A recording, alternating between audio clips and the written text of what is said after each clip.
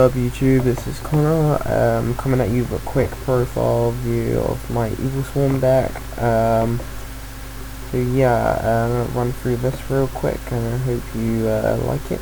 So yeah, here we go.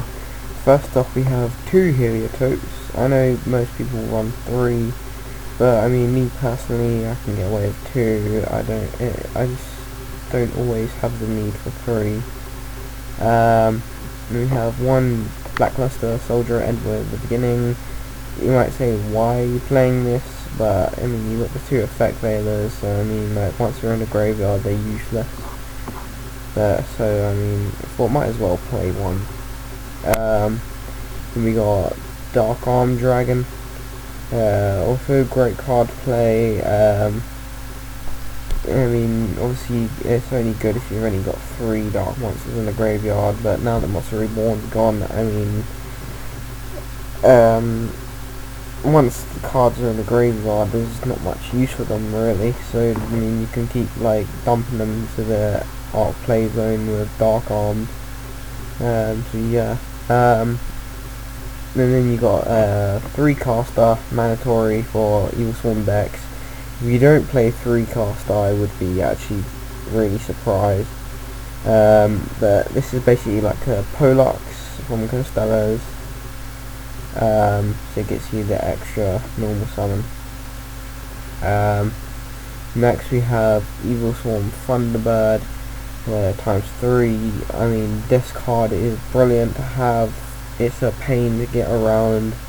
If you attack and they activate something like Mirror Force or anything like that, you can just use this effect, ban the shit, and negate the effect of that trap or spell or whatever. And it comes back at the end of the turn with 300 extra attack. And it's a really good card to have, guys. Would definitely recommend you play it. But yeah, next we have the 3 Kirkion. This is basically like a Constella Sombre searcher for the deck. I would definitely recommend playing them. I mean, you could run 2. Yeah. Then you have 2 Breaker the Magician Warrior. I'm getting really tongue-tied tonight. But yeah, you have 3 Evilswarm Mandragora. It's basically the Cyber Dragon of the deck, but it can be normal summoned, obviously. But very good to have. I mean, again, like caster, it's good for like when you want to get out an XYZ fast. You can special summon that and then normal summon another monster. Then we have Rescue Rabbit, which is obviously for the Heliotopes. Then you have 2 effect veilers. I mean, great card to play full stop, but then also again for getting out BLS. So yeah, that's it for the monsters. Then for I was about to say traps. For spells, we have Reinforcement of the Army. That's used to getting out your caster. And you have the Dark Hole. Then you have Rank Up Magic. I'll explain why in a bit. You have 3 Mythical Space Typhoons, 1 Book of Moon, 2 Forbidden Lance, 3 Infestation Pandemics. Sorry. This card is brilliant for Evilswarms. It gets around pretty much anything. Then we have Forbidden Dress, Bottomless Trap Hole, 2 Mirror Force, 1 Toriantal, the 2 Safe Zone. I mean, this card is brilliant. It's definitely good for saving you from like any tough duels or anything. I mean, it can save your ass. And then you have the 2 Phoenix Chains. So that's it for the main deck. Next off we have the extra deck. Right, this right here, number C39 Utopia Re Victory, is the reason for Rank Up Magic. I mean, you don't have to play it, but this card alone with Rank Up Magic has actually won me a duel before, but I was in a really bad tight spot, and like I could hardly do anything.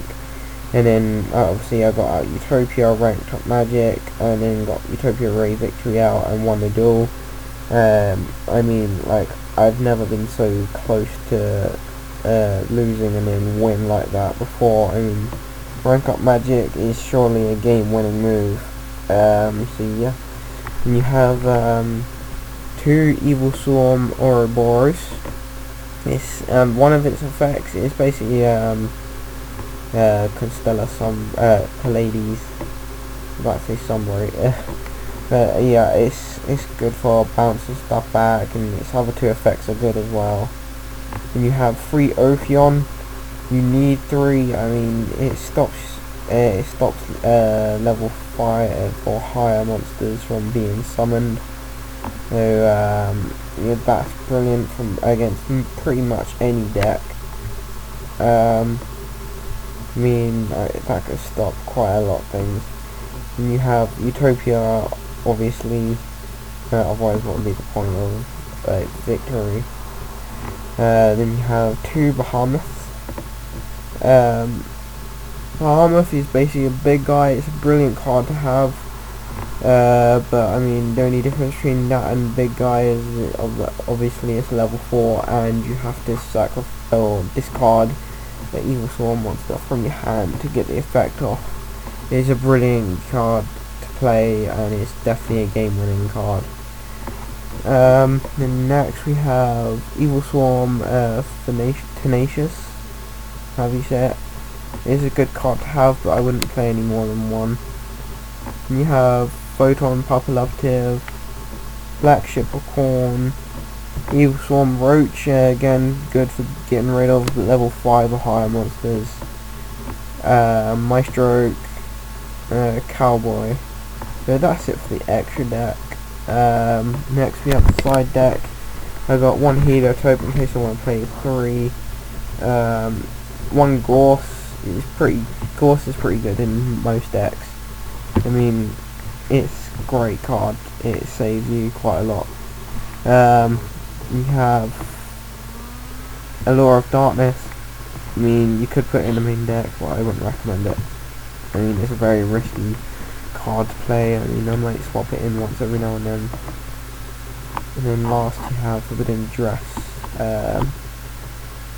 I mean, I've only got 1 in the deck right now. I mean, you could play 2, but I mean, I only play the 1.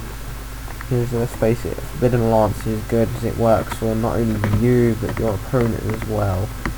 So, yeah, brilliant card to have. So that's it for my deck profile, guys. I hope you like it. Please like and subscribe.